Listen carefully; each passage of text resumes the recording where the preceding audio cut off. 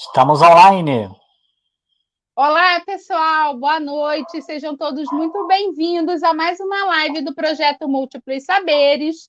Eu sou a professora Alessandra Sena, licenciada em História, com mestrado em História Social e Cultural do Brasil, pela Universidade Salgado de Oliveira, Universo.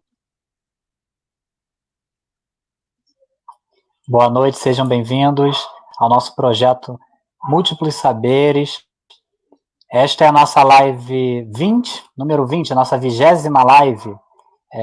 Gostaria de fazer as honras aqui e agradecer por todos os compartilhamentos, todas as curtidas em todos os vídeos que nós já fizemos, tá? Nosso projeto tem crescido bastante, muito por conta do engajamento de vocês que nos assistem. Eu sou o professor Alan Fernandes, licenciado em História e pós-graduado em História Social e Cultural do Brasil pela FEUC. Gostaria de lembrar que, assim como os demais vídeos desse projeto, este vídeo estará, a partir de amanhã, disponível no canal do Projeto Múltiplos Saberes no YouTube. Não deixem de se inscrever, dar o like lá nos nossos vídeos, compartilhar para vocês assistirem onde quer que vocês queiram, ok? É isso, pessoal. Bom, hoje nós temos o prazer de ter aqui conosco a professora Natânia Nogueira, doutoranda em História pela Universidade Salgado de Oliveira, Universo, a mestra em História Social e Cultural do Brasil pela mesma instituição. Tá? A Natânia recebeu aí o prêmio de professores do Brasil no ano de 2008, que é um prêmio oferecido pelo MEC, tá? É membro da Academia Leopoldinense de Letras e Artes, a ALA, tá? De Leopoldina, né, Minas Gerais, da Academia Lavrense de Artes, de Lavras, Minas Gerais, e membro fundadora da Associação de Pesquisadores em Artes Sequenciais, a ASPAS. Boa noite, Natânia, seja muito bem-vinda ao nosso Boa projeto noite. Múltiplos Saberes, com uma temática super importante para a gente pensar aí nessa utilização, as histórias em quadrinhos, no ensino e na pesquisa de história. Nós que somos professores de história, que sempre buscamos recursos didáticos, né, para levar novidades para os nossos alunos, temos aí as histórias em quadrinhos.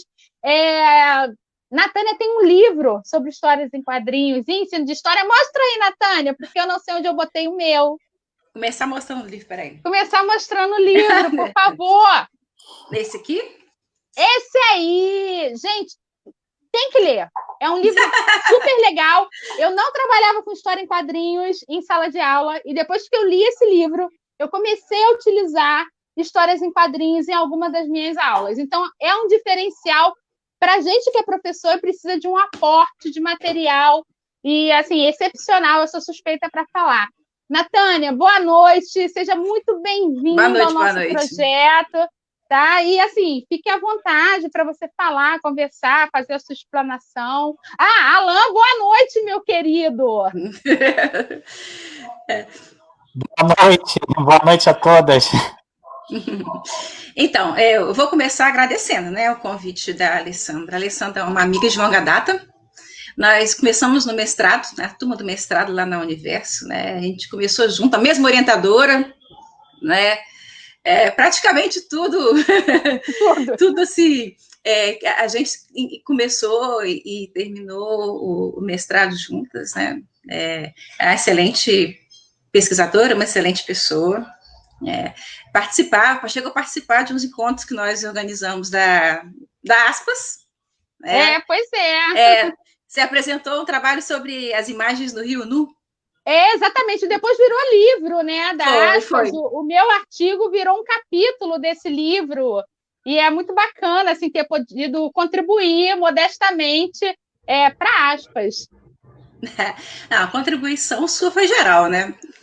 Não só para a gente. Então, eu vou introduzir um pouco, para vocês entenderem mais ou menos o que a gente vai falar aqui. Bom, eu comecei a trabalhar com quadrinhos oficialmente na escola mais ou menos em 2004, né, oficialmente, acho que 2004. Em 2004, eu comecei a desenvolver projetos com os alunos, trabalhando com história e quadrinhos. Eles produziam quadrinhos referentes ao conteúdo que a gente trabalhava. Trabalhei assim tanto com o ensino fundamental quanto no ensino médio. E sempre foi muito bom, muito gratificante, um trabalho muito gratificante. O resultado sempre era muito bom, porque eu conseguia ver em alunos que tinham uma grande dificuldade de se expressar na escrita, conseguir se expressar muito bem através de quadrinhos. Né? Tipo assim, um aluno que eu não conseguia tirar quase nada dele, ele fez uma história em quadrinhos que eu quase chorei quando eu li, porque dava para ver que ele sabia muita coisa, né, a partir daquilo ali. Então, as histórias de quadrinhos foram me ajudando. Eu comecei a entrar em contato com algumas pessoas que eram da área dos quadrinhos. Primeiro, com as pessoas que eram de fandoms, de clube de fãs, de leitores, né? E depois, a partir disso, eu consegui chegar até um grupo de pesquisa da USP, né? Que hoje tem, na época tinha um nome diferente, não lembro o nome, mas hoje é o Observatório de Quadrinhos da USP, um grupo de pesquisa da USP, comandado pelo Valdomiro Vergueiro, da Biblioteconomia, que é o maior pesquisador de quadrinhos do Brasil, né? Assim, já está aposentado da USP e mesmo assim continua com o trabalho dele lá. Inclusive, todo ano, a USP promove o Encontro Internacional de Quadrinhos, que são as jornadas de quadrinhos, que acontecem em agosto. Acho que esse ano não vai ter por causa dessa situação toda. Eu não sei se eu acho que foi transferida para o próximo ano. Muitos encontros aconteceu isso, tá, gente? Algumas pessoas tiveram como adaptar para fazer os encontros online, mas teve outros que não teve jeito. Não teve jeito, então muita coisa foi adiada, mas a gente volta em breve. Espero, né? Não, com certeza, a gente vai voltar em breve. E aí eu comecei a ter contato com o pessoal que trabalha academicamente com quadrinhos. Comecei academicamente também, trabalhando com quadrinhos e educação, quadrinhos e ensino de história. Aí depois de um certo tempo, eu passei a querer pesquisar história usando história em quadrinhos. Então, foi um aprendizado, foi um trajeto. Primeira vez que eu apresentei uma pesquisa sobre quadrinhos foi em 2004, na Ampul de Minas Gerais, que foi em Juiz de Fora. Aí fui eu, se eu não me engano, eu e Valéria Fernandes. Valéria Fernandes é uma amigona minha que trabalha com quadrinhos e ela trabalha principalmente com mangá. Ela, assim, bam, e mangá shoyu, acho que fala shoujo. Eu vou errar, gente, desculpa, palavra estrangeira não é muito comigo, não sou muito boa nisso. Mas, enfim, aí, em 2004, eu comecei, a gente fez a primeira apresentação, foi muito legal, eu não esqueço, por quê? Porque a gente estava numa mesa onde trabalhava com imagem, pintura, fotografia, cinema, e estava a gente lá para apresentar a experiência de ensino de história com quadrinhos. E deu tudo certo, correu tudo bem. A partir daí, a gente não parou mais. Tinha encontro da Ampul, a gente dava oficina, nós passamos a participar de simpósio temático, então, praticamente todos os anos, a gente está pesquisando, trabalhando alguma coisa. E com o tempo, eu fui conseguindo adaptar tanto o meu trabalho com ensino, como com a pesquisa em história mesmo. No início foi um pouco difícil, não é por dificuldade em si, mas com um pouco de insegurança também, porque a gente está entrando numa coisa nova, num caminho novo, né? Tá pisando num terreno desconhecido. Mas depois que a gente foi, os colegas fazendo contatos, e isso é muito importante em qualquer área, você tem que ter sua rede de contatos, pessoas que você pode trocar ideias, pessoas que vão te dar sugestões, isso é o mais importante, eu acho que em qualquer área de pesquisa. Como diz uma amiga minha, você tem que achar sua tribo. E não ficar só nela. Expandir o máximo possível os seus contatos, por quê? Porque as pessoas só vão conhecer o que você faz se você apresentar. Eu, particularmente, sou muito tímida. A Alessandra me conhece, eu não gosto muito de... Eu sou assim, começa a falar muito de mim, eu começo a encolher e esconder. Mas a gente vai aprendendo que é melhor passar vergonha falando do que você gosta, do que você faz, do que ficar calado. É assim que você vai chegar lá. E arriscar sempre, né? Arriscar sempre. Quando a gente começou com o trabalho na escola, eu falo a gente o tempo todo, porque eu nunca trabalhei sozinha. Para começar, quando nós começamos na escola a trabalhar com quadrinhos, eu fiz questão de chamar os colegas, mostrar, dar sugestão e a gente trocar ideia para ver se conseguia fazer alguma coisa diferente. Mesma coisa com os colegas pesquisadores que a gente foi conhecendo com o tempo, participando de grupos de pesquisa, participando de eventos, trocando contatos em eventos. Quando a gente começou, tudo era muito novo. Tá? Para vocês terem ideia, depois de um tempinho que eu já estava trabalhando na escola com quadrinhos e que outros colegas já tinham começado a trabalhar também, eu entrei com um projeto junto com a direção da escola para a gente montar uma gibiteca, para auxiliar tanto os professores do Fundamental 2, quanto para ser usado no Fundamental 1 também, porque aí que tá. As pessoas acham que história e quadrinho é coisa para criança, não é assim. Tem história e quadrinho para criança, tem história e quadrinho para adulto, tem história e quadrinho para adolescente, tem história e quadrinho para toda a idade, e tem todo gênero de quadrinho também. A diversidade, ela é muito grande. A gente tem muita coisa que pode ser trabalhada.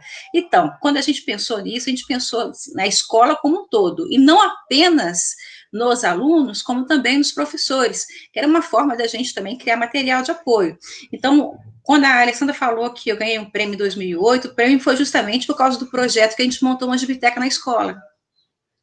E foi uma gibiteca numa escola pública de periferia, né? Uma escola que na época tinha pouco acesso a muita coisa, tinha pouco acesso a tudo, né? Uma escola muito isolada, uma escola que atendia um público, uma grande parte do público que vinha da zona rural, né? Então, a gente começou com a gibiteca na escola como uma forma de estimular tanto os alunos, com questão de leitura, aprendizado, quanto o professor também, para que ele pudesse dispor de um material que ele fosse usado não apenas na alfabetização, mas também nas aulas de matemática, nas aulas de ciências, nas aulas de geografia, né? Não apenas o quadrinho, ele não vai ser um complemento para, por exemplo, uma aula de educação artística, mas também uma forma de ser trabalhada na aula de língua portuguesa, até na aula de educação física. A gente tem como trabalhar.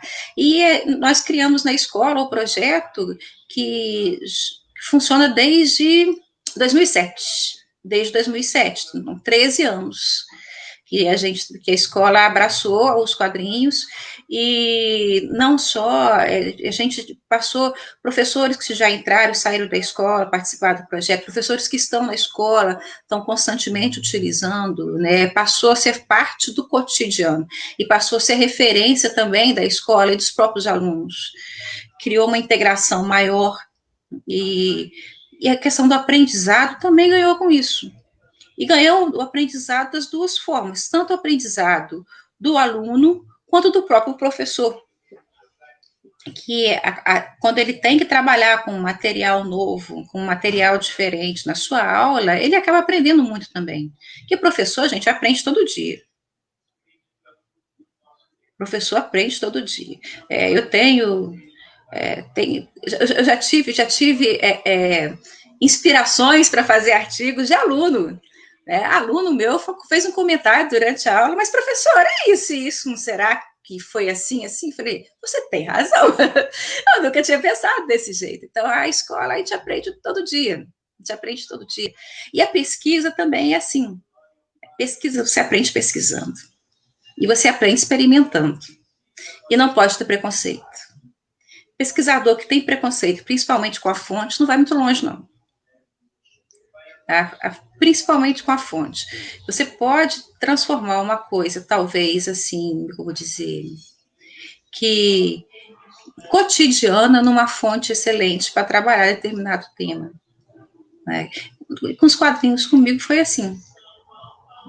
Eu, quando comecei a pesquisar história, mesmo eu comecei a me interessar muito pela questão de história nos quadrinhos, né, de história da mulher nos quadrinhos, feminismo nos quadrinhos, representações femininas nos quadrinhos. Comecei a trabalhar muito com o Roger Chartier na questão da leitura, na leitura dos quadrinhos, e isso me rendeu muita coisa. Me rendeu projetos que até hoje eu estou dando continuidade neles. Meu projeto de mestrado foi em cima disso. Eu trabalhei quadrinhos da década de 40, as representações das mulheres nos quadrinhos da década de 40 durante a Segunda Guerra Mundial. E um material que eu consegui trabalhar no Brasil, gente. Por quê? Porque a gente tem acesso aos arquivos, que você tem coleções enormes de milhares de exemplares de quadrinhos publicados nos anos 20, 30, 40, disponível na internet, você pode baixar tudo. Então, é uma fonte que, se fosse há uns tempos atrás, eu não conseguiria. Há uns tempos atrás eu teria que sair do Brasil para conseguir o material, hoje eu posso conseguir. Então, o acesso à fonte também ajuda muito. Então, tanto da parte do ensino, é um material que você pode usar para montar atividades, para desenvolver atividades, pode usar em avaliações, e você pode achar disponível na internet. Não é difícil você encontrar um bom material disponível na internet. Tá? Do ponto de vista de pesquisa, você pode trabalhar os quadrinhos de várias formas, em vários aspectos, questão social, econômica, ideológica. O limite para você... tem o Flávio Calazans, um pesquisador de quadrinhos, ele fala muito isso, que o limite para você trabalhar com quadrinhos é a sua criatividade. E a sua criatividade. E tanto o professor quanto o pesquisador tem que ter criatividade. Enfim. Bom, Natânia, agora, eu acho que é bacana essa tua fala em relação ao quadrinho, e aí, assim, deixar aqui também todo o meu respeito à Valéria Fernandes, uma exímia pesquisadora, incrível, eu tive o prazer de conhecê-la numa das nossas interações, né? E a Valéria é realmente uma pesquisadora incrível, eu acompanho lá o blog dela, a página dela na internet. E é bacana ver essa quantidade de mulheres e a gente parar para pensar não só na quantidade de mulheres que estão produzindo quadrinhos, né, já em longa data, né, e como esses quadrinhos eles começaram a se tornar mais populares dentro do ambiente escolar, porque como você colocou, a gente consegue trabalhar com esse material não apenas pela perspectiva histórica, né? A gente consegue trabalhar também para o desenvolvimento da língua portuguesa, para a educação física, como você colocou. Então, a gente tem uma série de materiais em quadrinhos que são muito importantes para a gente conseguir fazer esse alunado ter acesso a um novo material. Em relação à produção de conteúdo produzido pelas mulheres, atualmente, eu vejo que você está sempre participando de congressos, e alguns congressos têm um público feminino muito grande, mulheres pesquisadoras trabalhando com isso. Você poderia falar um pouquinho para a gente do espaço de trabalho dessas pesquisas, né, de mulheres que estão trabalhando com quadrinhos? Olha só, assim, de uma forma geral, quem produz na área de produção de quadrinhos, a produção no Brasil, até a última dado que eu tive, a gente tem uma média de 35% da indústria dos quadrinhos ocupada por mulheres. Tá? E aí entra também tanto o pessoal que trabalha de forma independente, quanto trabalha para editoras. Em todas as áreas, letramento, ilustração, roteiro, você vai entrar. Em alguns países, você tem uma média um pouco maior, e outras um pouco menor. Alguns até assustam por ser pouco demais. A Suécia é 50%, é um dos que é considerada referência. No Japão também, uma quantidade muito grande de mulheres que produzem. Na pesquisa, o número de mulheres que estão entrando na pesquisa em quadrinhos tem aumentado bastante. A gente percebe muito isso nos encontros da Aspas. A Aspas é a associação que a gente conseguiu formar a partir de um grupo de pesquisadores de várias partes do Brasil, na época que a gente fez um encontro nacional de quadrinhos, e aí do encontro nacional saiu a ideia de fazer a associação, não ficou na ideia, né? Aí nós criamos a associação na época, eu, Amaro Braga, da Universidade Federal de Alagoas, e o Uri Reblin, da Este, do Rio Grande do Sul, e o Thiago, que não está mais com a gente. Né? Que é do Rio, que acabou afastando por problemas pessoais depois, ele teve que dar uma reviravolta nas coisas dele lá. Bom, enfim, hoje ele não está mais, mas quando nós 4 começamos, nós pensamos justamente em como a gente criar uma rede que pudesse atrair as pessoas e a gente saber quem é que estava pesquisando, porque era tudo muito isolado. Eu queria fazer uma rede nacional, e nós chegamos a fazer um levantamento de cerca de 80 pesquisadores de várias regiões do Brasil. Nós fundamos a associação é de 2012, então ela fez 8 anos esse ano, né? Funciona bem, graças a Deus, e nós conseguimos, através da associação, a gente fez a gente se aproximou de muitos pesquisadores através dos encontros. A cada 2 anos nós temos um encontro nacional que é itinerante. Cada vez é numa região. Então, a gente já teve encontro em Goiás, a gente teve encontro no Rio Grande do Sul, nós já fomos para o litoral do Rio de Janeiro. Normalmente a gente evita os grandes centros, São Paulo, Rio, porque já tem muita coisa acontecendo aí. Então, nós temos um encontro que acontece no Amapá, que é o Aspas Norte, que é anual, e com isso a gente conseguiu perceber a quantidade grande de pessoas que estão pesquisando em todas as áreas. E existe quase que uma paridade entre o número de mulheres e o número de homens. É um número relativamente grande de mulheres que estão se interessando pela área dos quadrinhos. E, normalmente, são pesquisas que são desenvolvidas, em muitos casos, de forma paralela. Como assim? Você tem o professor que pesquisa quadrinhos, que é da Universidade, sei lá, de Goiás.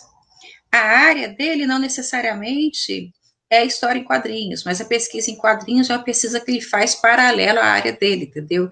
A gente tem muita gente que trabalha na área da teologia, professores de faculdade que dão aula na área de teologia e que desenvolvem paralelamente trabalho com quadrinhos. Tem um pessoal que desenvolve um trabalho muito legal, o Elidiomar, sempre esqueço o nome dele, Elidiomar, lá na Universidade Federal do Rio de Janeiro, na área da biologia. Então, nós conseguimos perceber que existe não apenas o interesse, porque os nossos encontros sempre renderam um público relativamente grande e interessado, assim, a quantidade muito boa de pessoas que se interessam pelo tema, quando também existe uma possibilidade de exploração muito grande, e o acesso tem ficado cada vez maior, principalmente porque tem havido um número maior de publicações, tanto publicações em áreas específicas, quanto publicações, assim, que englobam uma série de trabalhos, de textos, artigos, que falam sobre quadrinhos e que acabam ajudando a quem tem vontade de trabalhar com isso, metodologicamente. Nós temos a propaganda, nós temos até, ó... Pode fazer. Propaganda. A Aspas, nós temos tido o esforço de todo ano publicar alguma coisa, principalmente a produção dos nossos associados, que é o nosso interesse em divulgar, tá? E esse aqui é um dos últimos livros que a gente publicou, que ele justamente, a gente reuniu trabalhos que vão falar sobre a questão da metodologia da pesquisa de história em quadrinhos, mas que não serve só para história em quadrinhos, porque você pode adaptar para outras pesquisas que você quer fazer em outras áreas também. Então, nesse sentido, os últimos 8 anos, a Aspas, ela tem feito um trabalho muito legal. Qual o nome Tá. do livro, Natânia, para a gente deixar registrado aqui para os nossos seguidores? Arte sequencial e suas sarjetas metodológicas. Beleza, isso é importante, hein, pessoal? Natânia, agora sim, desculpa, Alan, você quer fazer algum questionamento para a Natânia? Eu estava com um problema no áudio aqui, mas eu acho que agora voltou. Vocês me ouvem? Sim, sim. Sim, ouvimos. Você quer fazer alguma colocação? Beleza. Assim, na verdade é uma pesquisa fenomenal, né? Algo que é impressionante e ao mesmo tempo, para mim é muito novo, né? Eu gosto muito de histórias em quadrinhos, né? No entanto, eu nunca pensei parar para pensar como que há quase que um mercado para isso, né? De publicações de livros, de pesquisadores engajados. E o Brasil, né? Ele, diferentemente de outros países, ele não tem essa prática assim da população fazer leitura, né? Muito mais de quadrinhos, né? Geralmente está mais vinculado ao público mais infantil, infanto-juvenil, né? Os adultos não têm ainda no Brasil, apesar de que já foi dito pela professora, né? De haver para todos os gêneros, né? Tem histórias em quadrinho para todos os gostos, né? Eu também conheço a professora Valéria Fernandes, também acompanho, né, o trabalho dela, porque dentre histórias em quadrinhos, né, e o mangá, justamente por conta de eu também vim desse público, né, de gostar de histórias em quadrinhos e mangás e animes, né, gosto muito de animes, eu também faço mais leituras de mangás, né. E aí uma pergunta, né, que eu gostaria que veio logo na minha cabeça, né, com relação às pesquisas desse grupo de pesquisadores, né, com relação às histórias em quadrinhos, é que hoje em dia há um fenômeno muito comum, né, da conversão de histórias em quadrinhos, né, de histórias já consagradas, tradicionais, em produto televisionado, produtos cinematográficos, né? Há algum impacto nas pesquisas que vocês fazem com relação a isso, de forma benéfica, ou tem pontos positivos, negativos com relação a isso? Bom, assim, as adaptações de quadrinhos para a televisão, para o cinema, não são novidade. A gente tem adaptações aí. Eu estava hoje, inclusive, assistindo uma adaptação, uma pesquisa que eu tenho que terminar, uma adaptação das aventuras da Xena, Rainha das Selvas, de 1955, em preto e branco. É uma série. Caramba! Uma série de 35 episódios, que foi feita em preto e branco, né, em 1955. Então, a gente tem, não é bem uma novidade, adaptações existem há muito tempo. Você já teve adaptações em preto e branco do Super-Homem, você teve do Batman, do Capitão Marvel, que hoje a gente fala que é Shazam, né? Quando eu era criança, eu assistia as aventuras do Capitão Marvel, aquela coisa toda.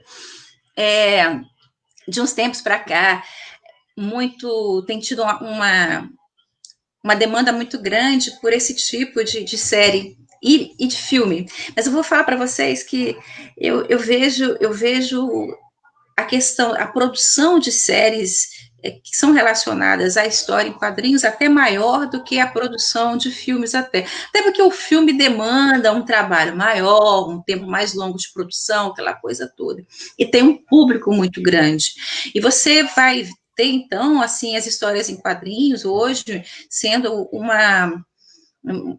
estando no centro daquilo que a gente chama de cultura pop, né? Então, você tem as séries de TV, Supergirl, agora Stargirl, a série do Arqueiro, do Flash, tantas outras que fizeram muito sucesso. Eu acho que o que inaugurou uma nova fase nessas adaptações foi quando a Marvel ela vai lançar o filme dos X-Men, lá no iniciozinho do século, né? E aí depois eles vão começar a investir mais em séries de super-heróis, aí vão vir os Vingadores, que são sucessos, assim, estrondosos. Vai interferir muito na produção e no consumo de história em quadrinhos, e não só de histórias em quadrinhos, porque você vai ter aí uma série de produtos que vão acabar sendo criados a partir daí, que já eram criados antes e agora vão ter uma saída muito maior, inclusive até em jogos digitais e tudo mais. As séries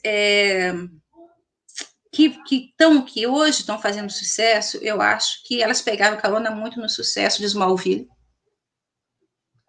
que teve várias temporadas, e influencia sim, influencia por quê? Porque você abre até novas possibilidades para estudos e pesquisas, principalmente na área de comunicação e sociologia. Eu acho que são duas áreas que são muito beneficiadas com isso. Não apenas, tá, gente? Mas também, tá? Que são muito beneficiadas com também. isso. Natânia, assim, eu acho que, por exemplo, hoje a gente está tendo a votação do Fundeb, importantíssima para a questão da educação. Olha o medo dos professores com a votação do Fundeb. A gente até, por fim. E aí a gente trazer a história em quadrinho para o ambiente mesmo escolar, né? Para você que na tua escola houve aí a montagem de uma gibiteca, o que não é muito comum, por exemplo, aqui no Rio, a gente tem muito, tanto nas escolas públicas quanto nas privadas, são salas de leitura, né? Não, o gibi ele não é aquele elemento fundamental desse espaço de leitura. Vários livros, dificilmente tem um gibi ou uma prateleira específica de gibi, né? Mas na tua escola tem o diferencial, que você tem uma gibiteca, né? Você tem vários, de vez em quando você publica organização, arrumação do material, aquele montão de gibi.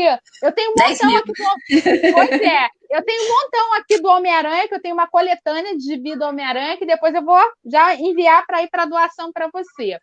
Mas pensar nesse material para pegar como referência a sua escola, né? A gente falar disso agora, a receptividade desses alunos, né? Porque o projeto já tem, como você colocou, aos 13 anos, né? E um projeto de 13 anos já passou por essa sala, pela gibiteca, nossa, muitos alunos, né? Quais foram as recepções desses alunos no início do projeto? O que os alunos pensam da gibiteca agora? Se você tem contato com os alunos antigos, né? Se eles falam dessa importância do quadrinho, porque a gente sempre deixa a nossa marquinha, né? E saber que um aluno nosso tem ali aquela lembrança bacana desse espaço. Como é isso? Conta para a gente um pouco. Então, olha só, para começar, eles que fizeram, né? Porque a história foi o seguinte: eu cheguei para a diretora e falei, quero fazer uma gibiteca. Você deixa. Eu acho que eu peguei ela um dia que ela não estava tendo tempo de pensar muito. Foi a Ana Petralha na época. Deixou fazer. Me falou assim, a única sala que a gente tem para vocês é uma salinha de depósito e tá cheio de entulho, tem que tirar. Mas não tem como eu tirar funcionário para fazer isso. Cheguei para a turma do 9º ano e falei assim, quem é que fica depois da aula comigo para ajudar a esvaziar? A sala que a gente vai fazer uma gibiteca. O que é isso? Aí expliquei. Rapidinho, claro. Foi tudo, vamos para lá arrumar, tiramos tudo, deslimparam. Tinha até foto de menino jogando água na parede para lavar, tirar teia de aranha, tudo. Aí nós fomos num outro depósito da escola, onde tinha prateleiras de biblioteca que haviam sido tiradas da biblioteca, porque a biblioteca ficou mais aberta, que os livros ficaram só nas paredes, e nós carregamos as prateleiras. A gente reciclou tudo que tinha na escola. Reciclamos tudo, montamos a gibiteca.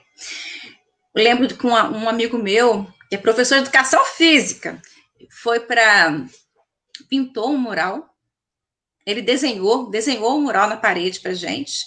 Uma colega minha de artes foi para lá, pintou. Ele desenhou, ela pintou. E nós montamos a gibiteca. Mas, na verdade, do início até o final, todo o processo, seleção, separação, tudo, foram os alunos do 9º ano que fizeram. Então, a gibiteca começou assim. Aí virou uma tradição na gibiteca que o 9º ano, todo ano, é o responsável pela gibiteca. Então, eles limpam, eles organizam, eles colocam ordem. E eles ficam bravos. Eu fui chamada a atenção. É sério, eu fui chamada a atenção. Eu já fui chamada a atenção por não organizar como deveria ter organizado o material depois que eu usei. Né? E fui chamada a atenção, baixei a cabeça e fui ler, arrumei. É assim mesmo, eles controlam. Inclusive, eu vou falar para você, eu dar um exemplo de como a coisa rendeu tanto. É uma escola pública de periferia, a gente conhece criança, né? Uhum. Tá? Nunca encontrei um riscado numa parede. Nunca encontrei um risco na parede. Eles nunca fizeram um risco. Depois que a gente ganhou o prêmio, em 2008, meio assim que a Secretaria de Educação abraçou o projeto. Né? Uhum. Eles deram apoio no início, mas continuaram dando mais apoio depois, né? Depois que você sai na revista Escola também, aí o pessoal gosta mais. E a nossa biblioteca é na Escola Municipal Gitilins Guedes Machado, que fica no bairro Bela Vista, que fica na periferia. Dela... Gente, periferia de Minas Gerais, tá? Leopoldina, Minas Gerais. Leopoldina, Minas Gerais. E dali a gente conseguiu o quê? A nossa biblioteca hoje é a biblioteca escolar mais antiga, mas ela não é a única. Que maravilha. Tem uma biblioteca, foi montada uma biblioteca em outra escola municipal, tem biblioteca montada em 2 escolas particulares, no mesmo modelo da nossa, só com revista em quadrinho, porque a nossa biblioteca só tem revista em quadrinho ou material referente a quadrinhos para ser utilizado por professor. E a Secretaria de Cultura criou uma biblioteca municipal que anexa a biblioteca. Ela não está dentro da biblioteca, ela é anexa, a biblioteca fica no primeiro andar, a biblioteca fica no segundo, é um espaço independente. Porque a ideia de ter um espaço independente dá a ela dá a biblioteca uma identidade própria, entendeu? E quanto aos alunos, o feedback é muito bom. Tá? Nós ganhamos uma sala. Quando houve reforma na escola, foi construída uma sala 3 vezes maior para a gente ter a nossa biblioteca.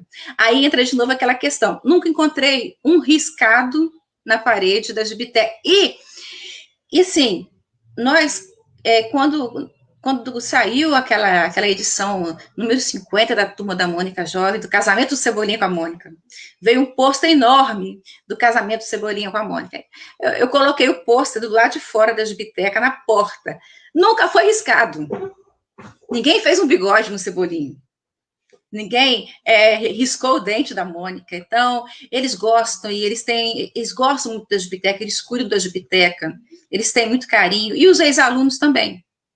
Você está perguntando o feedback, eu tenho vários ex-alunos de 5, 6, 7 anos, ex-alunos que da época que começou a biblioteca, que sempre mandam mensagem perguntando, falando que vão visitar.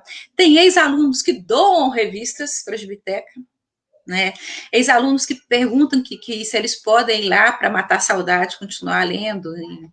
A biblioteca, ela criou um espaço de convivência também. E o fato de que os alunos do 9º ano, eles tinham responsabilidade pelo espaço, ele fez com que eles valorizassem mais a escola também, né? E acabassem se empenhando mais no próprio estudo, tivessem mais responsabilidade. Fazia parte do cotidiano escolar deles aquela responsabilidade de tomar conta da biblioteca, de recolher revista nas salas, de organizar. Isso eu acho que faz parte do crescimento humano também, né? E faz a comunidade escolar ficar mais forte. Tem um episódio, assim, não sei se cabe comentar, de uma aluna que tinha sido recentemente transferida para a escola, que ela tinha os problemas, assim, os problemas pessoais, que é a coisa que a gente conhece, ela não sabe como é que é. E ela aprontava muito, vivia com a avó, aprontava muito. E teve um dia que eu tive que ficar depois da aula, eu sempre ficava depois da aula. E para poder arrumar umas coisas na biblioteca, porque no dia seguinte aí ia ter visita, alguma coisa assim, costuma gente de outras pessoas, outras escolas, às vezes visitar. E a menina ofereceu para ficar comigo, para ficar ajudando. Ficou comigo, conversando, ajudando, horas, ela e mais uma. E na ocasião, a avó dela, em determinado momento, ligou para a escola, preocupadíssima, porque a menina não tinha chegado em casa, que ela não sabia onde ela estava, tudo, não. Pode ficar tranquila que ela está ajudando a professora na escola. A avó da menina começou a chorar. Chorar de felicidade, gente, porque a menina estava na escola, em vez de estar na rua aprontando. Entendeu? Então, assim, eu sempre lembro disso, dá vontade de chorar. Eu sempre lembro disso, que eu acho que isso é o que traduz o trabalho da biblioteca na escola. Né? Ela acolhe os alunos, ela dá espaço para eles. Então, eles não estão só incentivando, você está só incentivando a leitura, você não está disponibilizando material para o professor trabalhar, mas você está também ajudando o aluno, a aluna, a ter o espaço dele.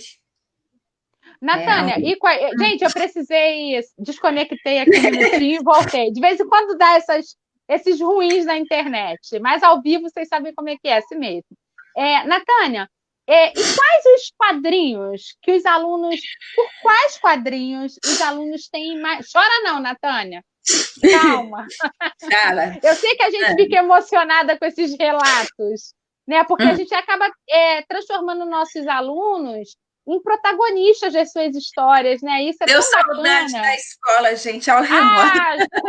Pois é, ao remoto. Mas, assim, enquanto material que está lá disponível para o aluno... O que eles gostam mais? O que eles pegam mais? Eles levam para casa? Eles têm o hábito de levar o gibi para casa?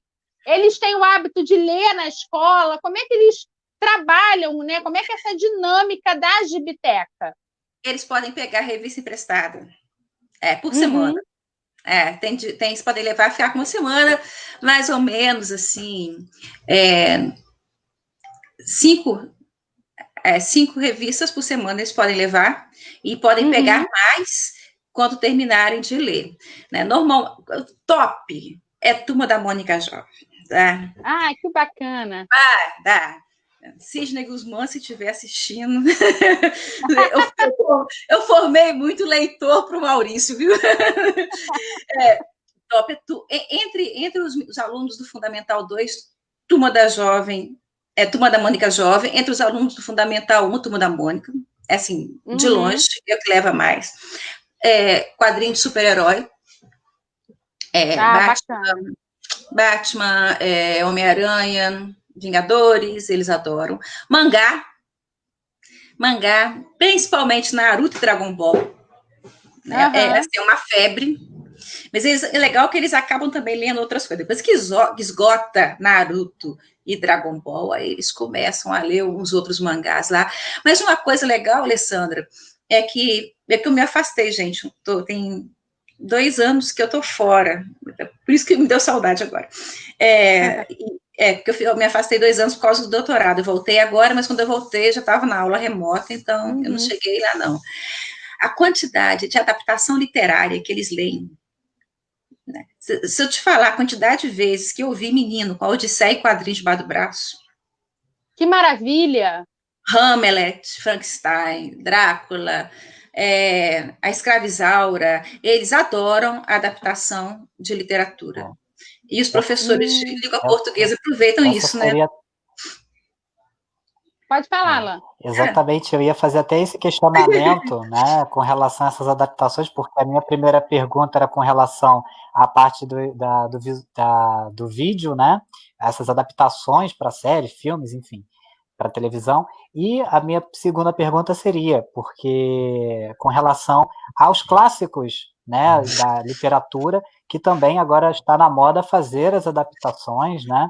Eu lembro que o primeiro quadrinho que eu li de clássicos da literatura foi no ensino médio, no meu colégio, que a professora de literatura passou para a gente como material paradidático, né, que a gente deveria depois fazer uma resenha, era sobre o Cortiço, né, era o Cortiço. E eu lembro que foi o de Luiz de Azevedo, né, e foi, assim, para mim foi uma mudança brusca, porque depois, né, durante a faculdade, eu li o Cortiço, a obra mesmo de Luiz de Azevedo, na original, e as diferenças, né, com relação como que a gente entende muito mais de quando está adaptado para a imagem, né, a imagética ela ajuda bastante para a gente, né, e como que o linguajar também, né? Então, eu acho que essa seria um dos questionamentos, né? Se você concorda que as adaptações da literatura, né, clássica, que é muitas vezes com linguajar antigo, erudito, né, que tem uma dificuldade muito grande, até dos próprios acadêmicos, né, principalmente os iniciantes, né, na academia, têm de entender, de compreender, se já é algo positivo a inserção dessas adaptações literárias na sala de aula já para o público mais jovem, né, para que eles não possam, não tenham essa diferença, essa alienação com relação a esse tipo de literatura, né, porque futuramente, dentro né, enfim, dos caminhos que eles tomarem em suas vidas, eles terem principalmente o básico do conhecimento acerca da literatura, principalmente a própria literatura brasileira. No caso, eu falei do Luiz Azevedo, né? Mas tem outras literaturas. Existe uma coleção, né, em quadrinhos de literatura brasileira, e isso é impressionante. Não, a gente tem muita coisa, inclusive eles leem muito mais, contos adaptados de Machado de Assis também, é muito bom pra gente, assim, por quê? Porque atrai o aluno para alguns títulos que talvez ele não fosse querer ler, né, ou que talvez virasse um pouco o nariz, não vou ler isso não, isso foi escrito há muito tempo, não tem nada a ver, tudo, mas assim, é bom porque atrai, mas fácil também, né, não? O que acontece? Porque para você ser um leitor de quadrinhos, você tem que ser formado como leitor de quadrinhos. Porque, olha, a leitura do quadrinho ele é um processo complexo, porque você tem o leitor de quadrinhos mesmo, ele consegue, ao mesmo tempo que ele está lendo o texto, ele lê a imagem. Ele faz a leitura completa, praticamente simultânea. Aquele que não é leitor de quadrinho, ele olha a imagem, depois ele vai para o texto, aí ele volta na imagem. O leitor de quadrinhos, ele já faz as duas coisas ao mesmo tempo, né? E ele consegue preencher as lacunas de um quadrinho para outro com muita facilidade. Então, é preciso você ter um tempo para isso também. Então, acaba você tendo que se desenvolve um raciocínio muito mais rápido, uma dinâmica de leitura mais rápida, que a leitura da imagem já é uma leitura à parte, já com textos juntos, você pega duas formas narrativas juntas ali. Então, o quadrinho é fantástico por causa disso. As pessoas tinham um preconceito muito grande com relação a quadrinho, falando assim, qualquer um lê, não é bem assim, não. Tá? Não é bem assim, não. Tanto que, se você pegar uma criança que já está sendo alfabetizada lendo quadrinhos, e pegar um adulto que nunca leu quadrinhos, a criança vai ensinar para o adulto. O adulto vai ter dificuldade na hora de fazer leitura, principalmente quadrinhos que não têm palavras, que para mim são os melhores. Eu acho fantástico. Porque você imagina, você fazer uma narrativa toda em imagem, que a pessoa vai ler. Tem um autor de quadrinhos que não é brasileiro, é sueco, o Knut Garson. Ele trabalha só com quadrinhos sem fala. Né? Eu adoro os quadrinhos dele. Eu pego aquilo, eu viajo, porque a leitura da imagem ela é fascinante. Natânia. Oi. Oi. Você está colocando essa questão da leitura em quadrinhos e como a gente lê a escrita e a imagem, e aí o Alan colocou uma questão fantástica, que é em relação a esses quadrinhos que acabam sendo a literatura clássica, que acaba sendo adaptada para os quadrinhos. E eu acho que uma literatura clássica que foi adaptada para os quadrinhos, e eu acho bem bacana, por exemplo, é a Casagrande Senzala, né? Porque um aluno do ensino fundamental do segundo segmento dificilmente leria a obra Gilberto Freire, né, de Gilberto verdade, Freire, né? Casagrande Senzala, Sobrados e Mucamos. E aí a gente levar para ele a Casagrande Senzala, aquela forma em quadrinhos, eu até tenho ela, é super importante, porque aí você apresenta para o aluno a perspectiva de uma literatura clássica, né? Abre a ideia de um debate com uma leitura mais acessível para esse aluno. Então, eu acho que é fundamental a gente pensar nessa questão. Agora, uma coisa que eu quero perguntar para você é o seguinte: nesses 13 anos de Gibiteca, Gibi sendo utilizado como um instrumento didático para o aluno, né, para os professores também terem aí um material que pudesse trabalhar de forma melhor cada conteúdo, quais os reflexos que vocês perceberam, vocês enquanto professores e você como a criadora da Gibiteca dentro da sua escola, desse aluno, né? Como é que esse aluno começou a se desenvolver, por exemplo, com as outras matérias, né? O rendimento desse aluno, como ficou na escola? O que os professores falam lá nos nossos famosos cafezinhos nas salas dos professores em relação a isso? Menina, se tiver alguém assistindo, me ajuda aí. Olha só, comentário básico que eu sempre ouço de alguns alunos é que eles falavam que eles não gostavam de ler e passaram a gostar de ler. Ai, gente, isso é tão lindo. A gente fica tão apaixonado com isso. Eu acho assim, se você tem um aluno que não gostava de ler e passa a gostar de ler por causa do Gibi, por causa da Gibiteca, ganha não só a professora de língua portuguesa, mas ganha o professor de matemática, de história, de geografia. Então, eu acho que o maior incentivo que deve ser feito dentro de uma escola é o incentivo à leitura, porque vai trazer benefício para a matemática, para as ciências, para a geografia, para a história, que trabalha com muito texto, entendeu? E você é uma forma também de você incentivar a criatividade, né?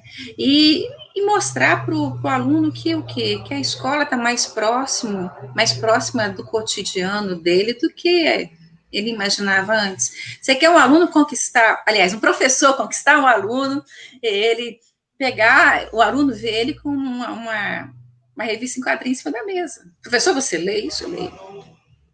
Ou, falando da série de TV, comentar, você viu o episódio da Stargirl ontem? Foi legal pra caramba. Ou, vocês foram ver o último filme dos Vingadores? Você quer ganhar um aluno e mostrar que você compartilha dos mesmos interesses que ele. Tá? Isso. Não vou falar. Oi, pode falar, Natália. Pode falar. Não, pode falar. Mas é assim... A gente fala, hein? Mas assim, Natânia, eu acho que é tão excepcional isso, né? Porque acaba também aproximando nós, professores, ao nosso alunado, né? Ao nosso aluno. Porque tira aquela caixinha daquele conteúdo engessado que a gente tem que cumprir dentro do currículo mínimo, né? E aí você levar outra perspectiva para o aluno, né? Você acaba transformando esse aluno num leitor de outros conteúdos que, por vezes, ele nem teria acesso. Né? Por exemplo, os mangás, por exemplo, o Alan teve sorte de conhecer o gênero mangá. Tem alunos pelo Brasil que nunca viram um mangá. Né? E introduzir esse gibi no hábito de leitura das crianças, eu acho que é fundamental. Tinha uma professora de português que ela dizia para mim assim, Dona Miriam Boldrin, foi minha professora da 5ª série à antiga 9ª série, né? A antiga 8ª série, na verdade, de 5ª a 8ª série. E a Dona Miriam, ela é interessante, que ela sempre dizia assim, gente, vocês leiam tudo que vocês puderem. Vocês gostam de ler gibi? Leia gibi. Mas leia. O importante é que vocês não deixem de ler. E eu acabei levando isso para a vida, né? Porque assim, nós somos leitores compulsivos, a gente lê muito, lê todo dia, e lê muito, muito, muito. E as nossas leituras são muito amplas. O fato desse aluno ler traz para a gente uma satisfação muito grande, né? A gente tem até um comentário de uma das nossas seguidoras aqui, que eu acho que é um comentário muito bacana, a gente até colocar, Alan, por favor, o comentário da Márcia Rodrigues, que ela vai falar da importância dessa história em quadrinhos, contribuir aí para despertar o interesse pela leitura, pela escrita, né, das crianças e para sistematizar também a educação no período de alfabetização. Né? E a gente pensar como é que a gente tem uma ferramenta tão incrível, o gibi, de certa forma, ele ainda é acessível, algumas edições de gibi são bem acessíveis, financeiramente falando, né? Digital também. Pois é. E até vinha a minha questão. A gente tem esse conteúdo, por exemplo, de um gibi completo, digital, para que a gente possa oferecer para o nosso aluno essa possibilidade de leitura? Tem Estou tão muito... acostumada com gibi de papel que eu não... Tem muitos autores de quadrinhos que eles fazem, eles criam quadrinhos que são publicados semanalmente em páginas na internet, webcomic, né, são os webcomics. Então, posteriormente... Era aquilo que a gente fazia no jornal antigamente, né? Posteriormente, até viram, eles até se tornam livros, né, são publicados em forma de livro, em álbum, tudo. Você encontra muita tirinha, muita história completa publicada em site disponível gratuitamente. Tem muita coisa além daquilo que a gente conhece, né? Tem muita coisa que é produzida fora do Brasil, que pode ser utilizada justamente porque não tem o uso de palavras. Você pode usar um quadrinho dinamarquês, se ele não tiver uso de palavras. Tem muitos quadrinhos que são publicados hoje em editoras que trazem temas como a história do feminismo, trazem temas como, o Capital já teve outra adaptação do Capital em quadrinhos para estudo, imagina que beleza. Eu tenho um dos meus preferidos, Rosa Vermelha, que conta a história de Rosa Luxemburgo, e à medida que vai contando a biografia dela em quadrinhos, vai também falando de toda a teoria dela, de como ela criticou a teoria marxista, aquela coisa toda, que é fantástico, uma obra fantástica, grande pra caramba. Tem um quadrinho que eu gosto muito, que é um tipo de jornalismo em quadrinhos, que é um gênero de quadrinhos que tem feito muito sucesso, você encontra muita coisa boa online também, que agora esqueci o nome, que eu gosto muito, que fala sobre a questão palestina. O nome fugiu, é um dos meus preferidos, fugiu o nome agora, que fala sobre a questão palestina, entendeu? Eu acho que foi até presente da Valéria Fernandes. Rosa de Versalhes, falando da Valéria, que é uma coleção de mangá que fala justamente sobre a questão da Revolução Francesa, né? É um romance, mas é a Revolução Francesa, gente, quadrinhos para você usar. Então, dá para usar muita coisa. A literatura é muito bom, né? É atrativo, você consegue, sem desmerecer a obra original e dando valor ao autor que produziu originalmente, você consegue dar acesso a adolescentes ao Machado de Assis, que se você for falar dentro de sala, leia o livro do Machado de Assis, às vezes vai virar o nariz, Nossa, desiste.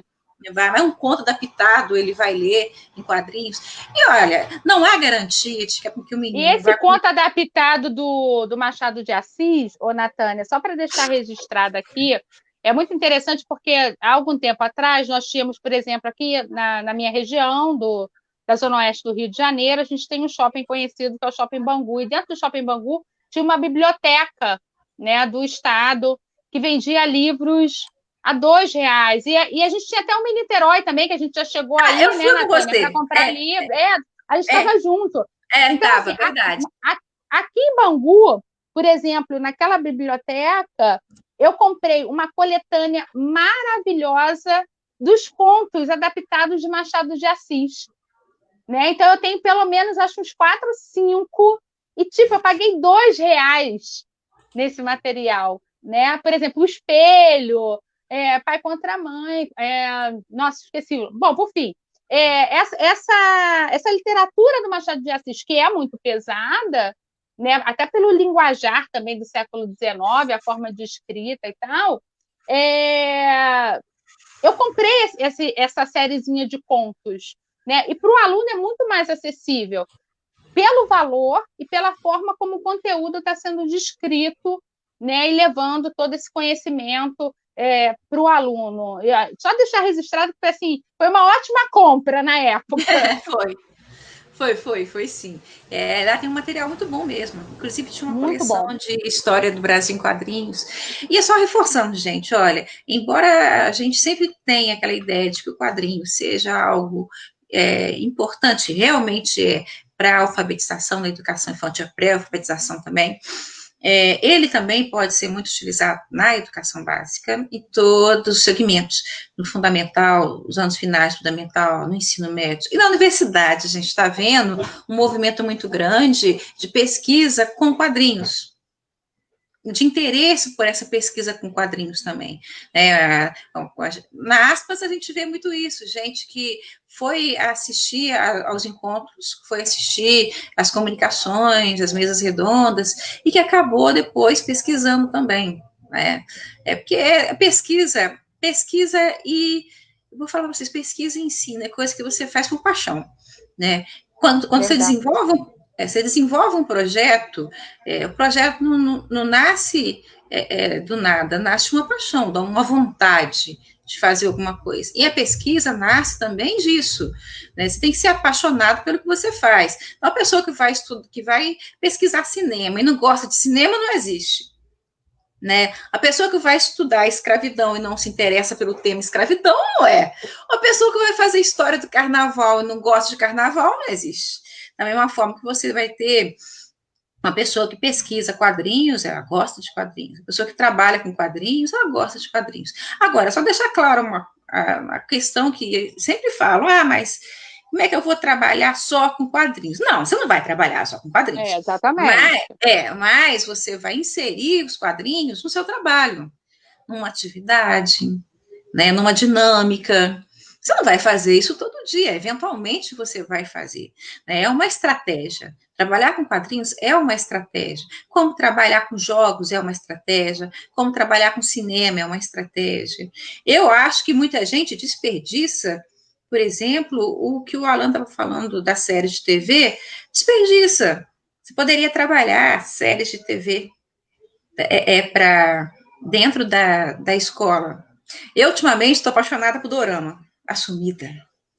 Estou apaixonada por dorama. Porque eu descobri que muitos doramas são adaptados de webtoon, que são quadrinhos que são produzidos na região do Oriente, né? Que não é nem mangá, não é mangá, mas é um estilo, um gênero que tem lá. E eu fico, assim, fascinada porque a quantidade de temas que podem ser levados para debate numa sala de aula a partir de um dorama são muito grandes, né? Desde temas históricos a temas atuais, coisas que podem levar a um debate muito grande. E eu tenho certeza que se você levar um episódio um trecho de um dorama vai passar para os seus alunos e partir de um debate sobre ele, vai sair coisa boa para caramba. Vai sair coisa boa para caramba, porque ele vai se identificar com aquilo. Você pode pegar um episódio... Oi. Diga. A senhora vinha falando dessas ferramentas, né, essas novas ferramentas de ensino, né, para auxiliar o ensino-aprendizagem dentro de sala de aula, né, falou das séries. Eu lembro, porque eu tive esse tipo de experiência, dos jogos também, né, os jogos de videogame, no meu caso, né. Existe uma saga, né, de jogos, uma coleção que é Assassin's Creed, né, que os últimos jogos eles vêm sendo desenvolvidos por historiadores, arqueólogos, que criaram um programa para auxiliar na sala de aula. Dentro do jogo existe um aplicativo chamado Discovery Tour, que, por exemplo, o Assassin's Creed Odyssey, né, ele é eles remasterizaram, né, digitalizaram o mundo grego, o mapa da Grécia, que você pode usar personagens históricos e fazer um passeio pela Grécia, e enquanto um historiador vai narrando a história do local, né, explicando, isso tudo pode ser utilizado em sala de aula, porque está disponibilizado em português, por exemplo, apesar do áudio original ser em inglês, está totalmente dublado, né, e legendado também. E os alunos adoram, né? Eu fiz um vídeo curto num projeto voluntário que eu faço parte, em que eu mandei para os alunos e os alunos adoraram, né? Porque eles jamais tinham imaginado como a visão, né, que os historiadores, arqueólogos têm, né, porque às vezes na sala de aula a gente só mostra a foto estática ali, parada, mas quando você coloca, por exemplo, no videogame, eles ficaram impressionados, né? Caramba, um jogo de videogame que se aprende história, por exemplo, né? Isso é muito interessante. Eu sou apaixonado por essas ferramentas tecnológicas, né? Eu tive um aluno que estava discutindo a Revolução Francesa comigo. Aí eu falei assim, nossa, tu tá sabendo muita coisa, menino. Onde você leu? Ah, não, foi o videogame, professor. Era Assassin's Creed, sobre a Revolução Francesa que ele estava falando. Agora, ó, posso dar uma fechadinha? Para isso, alguém quiser perguntar alguma coisa, para vocês terem ideia de que como a gente hoje vive um mundo onde a oportunidade de você aproveitar e trabalhar com as mídias de forma geral é muito grande. No Museu do Louvre tem um espaço que é para exposições temporárias. Esqueci o nome da sala agora. É para exposições temporárias.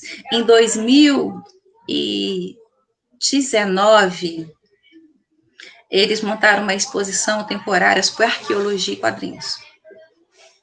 Tá? Arqueologia e quadrinhos foi o tema principal da exposição. Agora esqueci o nome da sala. Eu falo sala, mas, gente, assim, não é sala, vocês sabem, o negócio é grande pra caramba. Foi sobre arqueologia e quadrinhos. E quem estava lá?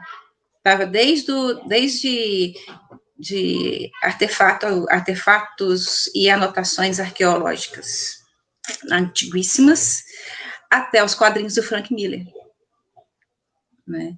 Então, aí você pode perceber como o espaço que a gente tem, que as mídias têm ocupado hoje na área cultural, na educação e na pesquisa, ele não pode ser desprezado. Ele não pode ser desprezado.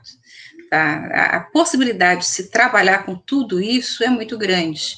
A gente só tem a colher bons frutos e as possibilidades de ter um resultado satisfatório é muito grande também, né? Agora, não ter medo de arriscar. Eu arrisquei. As pessoas sempre ficavam assim, você não tem medo de um dia que você estiver apresentando um trabalho desse aí, alguém te tratar mal, debocharem de você? Ó, gente, meu primeiro trabalho em Ampul foi em 2004. Até hoje eu nunca tive nenhum problema. Eu nunca tive ninguém que fez pouco caso, que menosprezou. Muito pelo contrário. A gente vai perceber que as pessoas se interessam por aquilo que para eles é novidade. Que para eles não é diferente. Em todo trabalho, se você faz bem feito, você vai ter um retorno bom. Então, isso é básico. O bom médico tem elogios, o médico ruim não tem paciente para cuidar. O pesquisador que se empenha no trabalho dele, que gosta do que faz, e que faz com capricho, ele vai ter um retorno bom. O professor que trabalha com material, pode ser um material mais banal, mas ele monta uma estratégia legal, ele é criativo, ele vai ter um resultado bom. É lógico que você não vai agradar todo mundo, né? Não tem como. Porque tem gente que parece que nasceu para criticar. Tem gente que realmente você não vai atingir. Você não vai atingir. Né? Não é todo mundo que vai gostar do que você gosta. Mas atenção você vai chamar. Pois é, isso é bom, né, amiga? Pelo menos. Pelo menos você vai falar, isso existe. Pois é, e eu acho que é muito interessante essa coisa da paixão.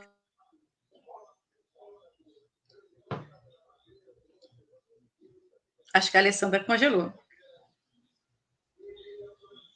Alan. Só nós dois. Agora ela teve um problema técnico aqui. Foi. Deixa eu ver aqui se eu consigo colocá-la aqui. Ela saiu. Enfim, ela falava alguma coisa com relação à paixão, né? E aí eu também estava com isso em mente, né? Eu acho que eu aprendi na faculdade, né? Uma professora, né? Elani Brabo, né, uma professora de metodologia lá na instituição que eu cursei licenciatura, ela falava muito sobre isso, né? Olha, gente, história nos dá o leque, a possibilidade de se pesquisar de tudo. Basta você ter fonte, né, e garra. Né? Se você tem a fonte, a garra, a vontade, né, a gana de querer fazer a sua pesquisa valer, eu acho que você se torna. Porque, para mim, assim, eu sempre tive vínculo, né, desde pequeno, de gostar de ler. Eu, na biblioteca, também gostava de pegar, era quadrinhos e tal. Nós não tínhamos gibiteca, né? Mas tínhamos a sala de leitura e alguns gibis, né? Então, eu acabei tendo acesso, já na infância, né, aos gibis. Eu gostava mais, eu confesso, né, dos textos imagéticos, né, que são os quadrinhos. Eu gostei sempre, eu tinha um quadrinho, não lembro o nome, eu era bem pequeno. O primeiro quadrinho que eu peguei não tinha texto nenhum, eram só imagens, né? Então, por isso que eu também sou fissurado, eu gosto nos jornais, né, quando vem aquelas As charges, né, que tirinhas, não a tem charge palavra nenhuma, que fica subentendido, né? As tirinhas, eu acho isso impressionante, eu acho que é uma sacada muito forte, né, daquela pessoa que está fazendo, né, de quem desenvolveu aquilo, e, enfim, então acho que a sua pesquisa é impressionante, ganhou prêmios não é à toa, porque não dá para gente plantar arroz e colher feijão, né, você plantou e realmente colheu algo excelente, assim, tem que ser, é louvável e tem que ser um exemplo, um modelo para outras escolas, né? Olha, eu tive acesso a poucos gibis, mas se eu tivesse uma gibiteca na minha escola, eu tenho certeza que a sala de leitura estaria lotada, né? A gibiteca estaria lotada de alunos, né? Porque desde pequeno eu sempre vi meus amigos, né, da minha idade querendo, né, ter acesso a essas coisas, e nós não tínhamos muitos gibis, né? Nem todos conseguiam. E a sala de leitura acabava ficando vazia, os livros empoeirados lá não saíam da sala, né? Não saíam da sala. Então, assim, eu sempre fui rato de biblioteca, né? Sempre estive lá, eu e alguns amigos, né, lendo bastante e tal, mas o que eu mais gostava mesmo eram esses que eram vinculados à imagem, né, que eram os quadrinhos. Pode continuar a ler. Oi, Natânia, desculpa, a minha conexão caiu e voltou. Não cai, não, é? Só completar uma coisa, de tudo que você falou aí, eu acrescentaria uma coisa, tá? Parcerias. Pesquisador que pesquisa sozinho não evolui. Professor que trabalha sozinho não evolui, tá? Então, por exemplo, se eu posso falar assim que o projeto na escola deu certo, você está lá até hoje, é porque ele deu certo, não foi porque eu fiz sozinha, mas é porque eu tive os colegas que tiveram me apoiando o tempo todo, deram suporte, né, que abraçaram a ideia. As diretoras, desde que a gente montou a Gibiteca, foram 3 diretoras, as 3 deram suporte, deram apoio para que o trabalho continuasse, né? Em pesquisa, eu hoje eu me sinto mais estimulada a pesquisar, justamente porque eu conheci muitas pessoas. A Aspas foi muito importante para mim nisso, a conexão que a gente fez, pessoas que a gente conhece. E o principal é você estar aberto tanto a quem te dá sugestões, quanto a quem também aponta aquilo que você precisa melhorar, que é o que eu acho que é mais difícil.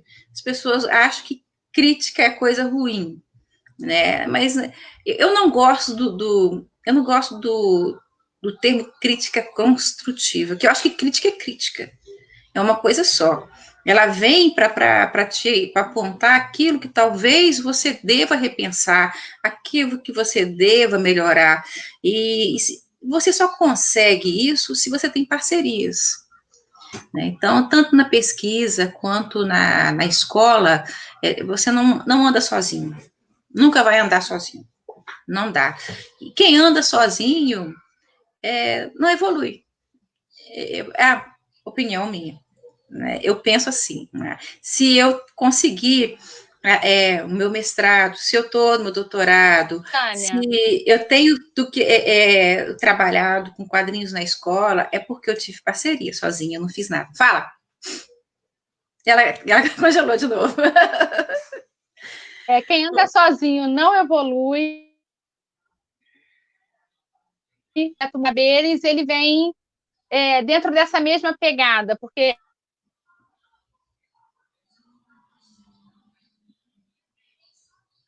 Congelou de novo.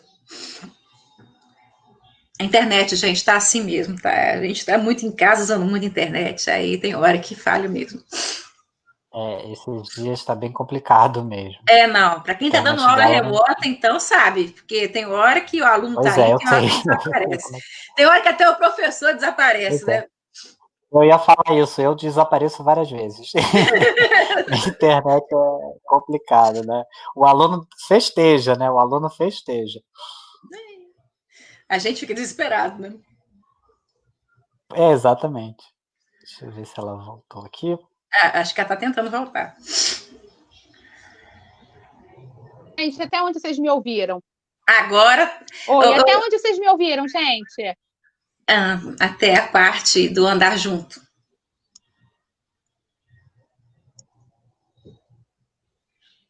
Foi a parte do Isso. Vai de novo. Tá complicado. andar junto. É isso. Andar junto é necessário para que as... Estão me ouvindo direitinho, gente? Ou está muito Melhorou. instável? Agora foi. Agora deixou de ir.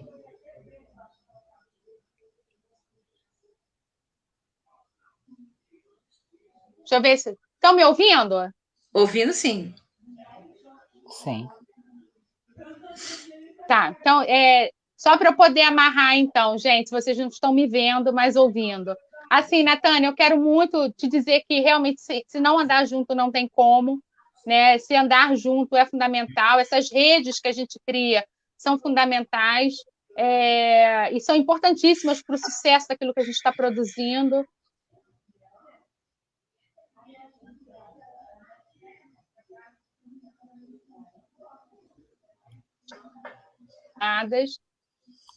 E assim, eu só tenho que te agradecer, sabe, de você ter disponibilizado essa uma hora de estar aqui com a gente. Seja sempre muito bem-vinda, sempre que você quiser retornar, pode vir, fica à vontade. Foi um prazer enorme te ter aqui hoje. Eu sou tua fã, tu sabe disso, né? Então, vou aproveitar o finalzinho aqui para falar que a gente vai estar lançando um livro agora no início de agosto. De graça! Online, vai ser um e-book. De graça, de graça, de graça. É um livro sobre quadrinhos, né? A gente assim, o livro foi organizado por mim e pelo Amaro Braga, da Universidade de Alagoas. Eu falo que o livro é mais dele do que meu, tá? A ideia foi dele e eu só dei o suporte. Né, o suporte, assim, ajudei no que eu pude ajudar e participei do livro. Tá? Vamos dizer assim, 30% é meu, mas 70% é do Amaro. É de Amaro. É do Amaro, A gente vai fazer o lançamento agora, no iniciozinho de agosto. O livro chama Gênero, Sexualidade, Feminismo nos Quadrinhos. Tem vários textos. Já quero! Já quero. Ele está sendo lançado pelo selo da Aspas. Ele vai ser disponibilizado para download a partir do dia 1º, do dia 2 de agosto, agora a data certa me fugiu. E tem vários autores aqui, né? A gente tem textos muito bons, artigos muito bons que falam sobre pesquisa, falam sobre quadrinhos, feminismo, gênero, em várias partes do mundo. Nós temos um texto inédito da Trina Robbins, né, que é uma pesquisa, é uma quadrinista. Maravilha! E a pesquisadora, primeiro texto que ela lança traduzido no Brasil, né, ela não tem obras traduzidas no Brasil, ela tem muitas obras nos Estados Unidos, no Brasil não. A gente tem um capítulo sobre quadrinhos na Suécia pelo Fredrik Stromberg, que é um jornalista e pesquisador sueco muito importante. Nós temos quadrinhos no Chile, quadrinhos na França, nós temos quadrinhos de tudo quanto é jeito, e assim... Tá ficando internacional! Esse é internacional. Engraçado, não era bem para ser, mas ele e acabou virando internacional. Então, tem para todos os gostos, né? Tem em várias áreas também. Né? E vocês estão convidados a baixar, fazer download, ler, deixar suas críticas, e quem sabe futuramente, quando a gente já tiver acabado com esse isolamento, convidados para participar dos encontros da Aspas, todo ano a gente tem, tá bom? Só, eu acho. Obrigada pelo convite. Obrigada pelo convite. Desculpa se eu falei alguma besteira. Eu sou tímida para falar, gente. Tô com o meu pezinho balançando aqui, ansiosa. Você deu foi mais uma aula para gente. Pois é, isso que eu ia falar, uma aula, um aulão mesmo. Muito bom mesmo. Beijo, Natânia, a gente se fala. Tchau, tchau. Tchau, tchau. Tchau, tchau, professor. Tchau, tchau, Alan, prazer. Mais um aulão, hein? Tirando todos os meus problemas técnicos. Mais um aulão. É, que foi uma Gente, pena, né? agradecer Mas muito. Pois é, agradecer muito aí o pessoal que esteve conosco até agora, nos acompanhando, tá? Lembrando a todos que o nosso Espaço Múltiplos Saberes vai estar lá esperando por quem se interessar, né? Com preparatório Enem, preparatório militar, reforço escolar, preparatório para o magistério. Então, assim, nosso Espaço Múltiplos Saberes pós-pandemia vai estar lá aguardando por vocês. Tá? É isso, boa noite a todos e muito obrigada por vocês estarem aqui conosco mais uma vez. muito obrigado, pessoal. Muito obrigado a todos que interagiram aqui neste vídeo e que sempre interagem, que sempre nos seguem aqui, são seguidores assíduos do nosso projeto. Muito obrigado mesmo. Esse projeto é de vocês também. Uma boa semana a todos. Até quinta-feira. Até quinta.